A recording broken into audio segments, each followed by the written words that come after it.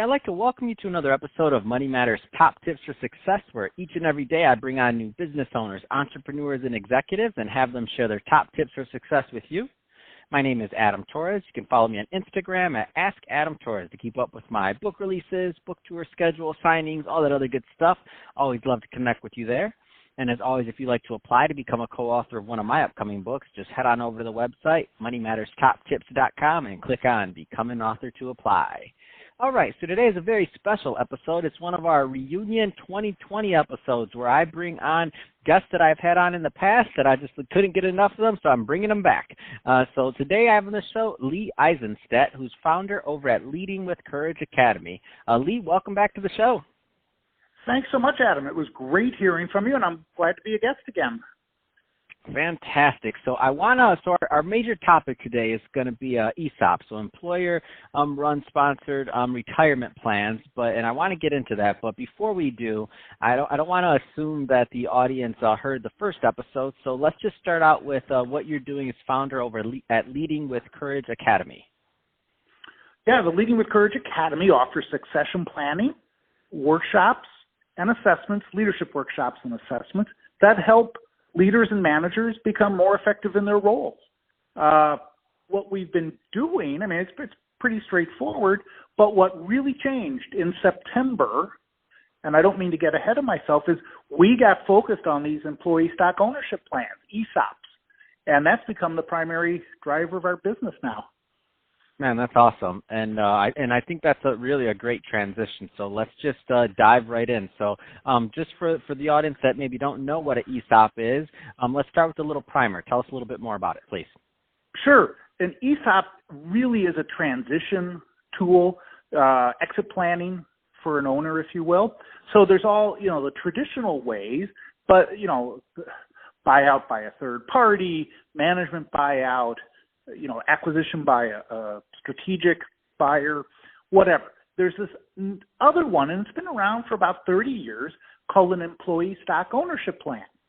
And it's a trust that owns 100% of the stock of a company, and they become the owners of the company, and all the employees get a beneficial interest in the trust, and so they become owners, which aligns the vision of the company, the motivations of the company, the goals with the employees and the management.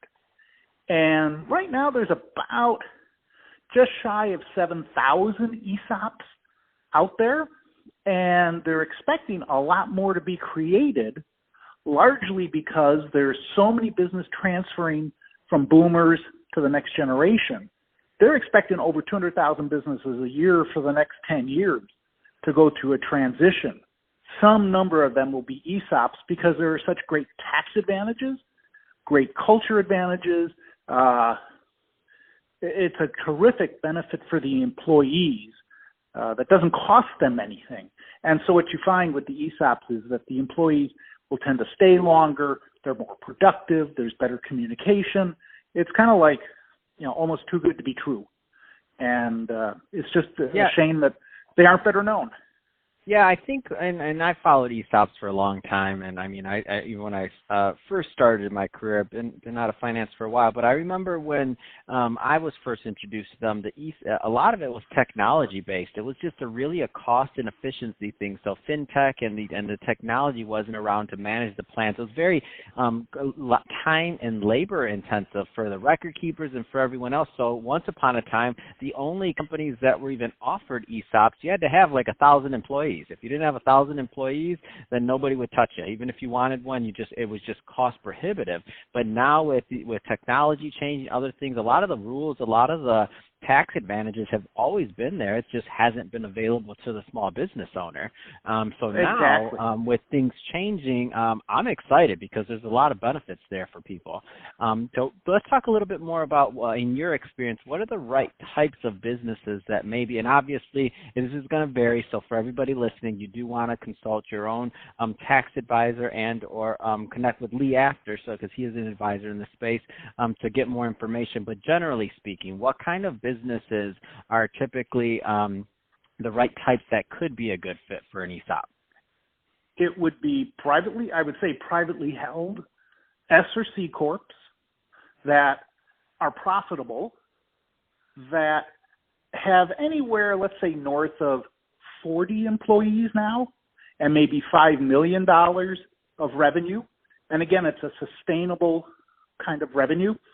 No 1099 employees, because they can't be owners, beneficial owners of the ESOP. So you need to have employees, but that's really about it. There isn't anything that really prevents anyone from doing this. It's more just a lack of awareness to consider it as an option when you're looking to transition the business from, let's say, the current generation to the next. Let's And talk it's about lack of yeah.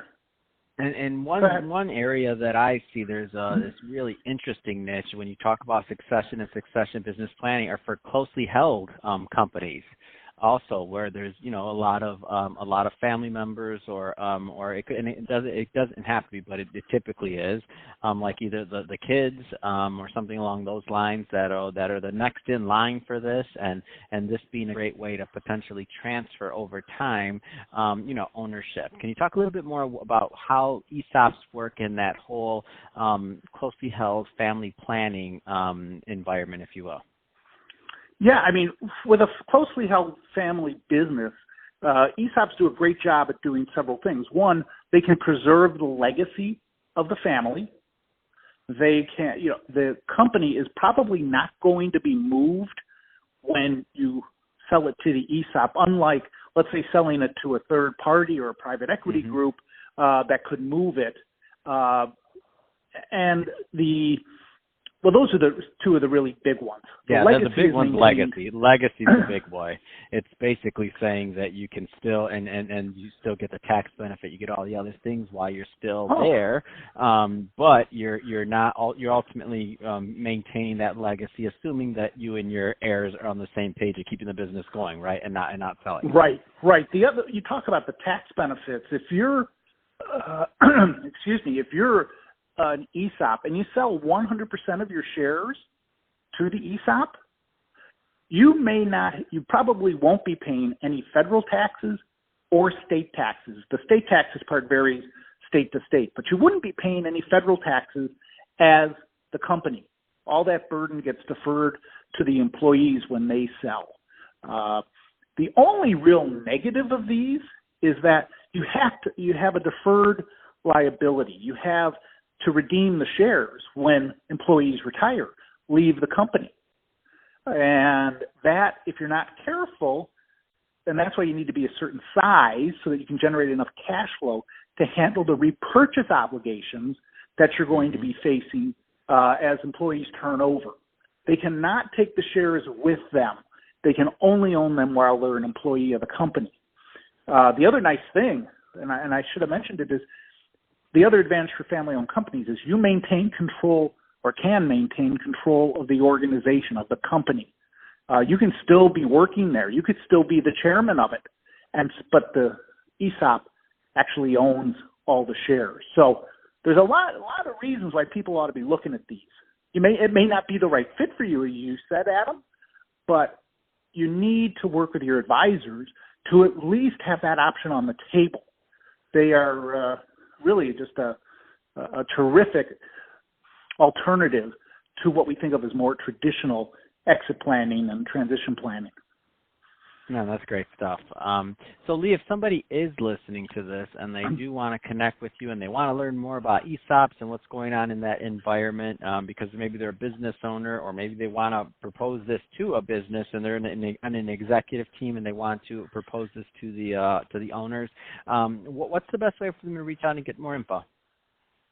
Well, there's several. One, you could reach out to me and I can send you a variety of things, and you can reach me at lee@lwcacademy.com, or you can call me at 312-827-2643, or you could go to the National Center for Employee Ownership, nceo.org, and that's one of the largest organizations of ESOPs, and they have a ton of information that will help you, as does something called the ESOP Association.